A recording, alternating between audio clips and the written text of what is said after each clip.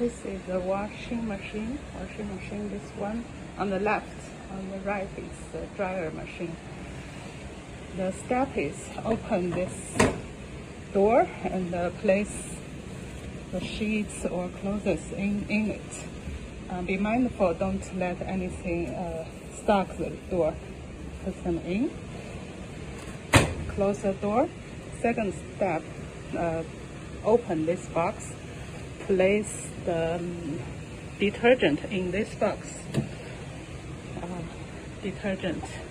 Pour some in this box. Now I have poured some in. Close the door.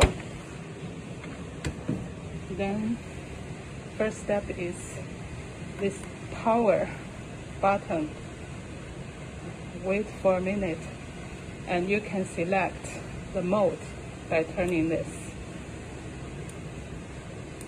But if you don't mind, usually it's by default normal. I will always keep normal. Next step, turn this. This is running.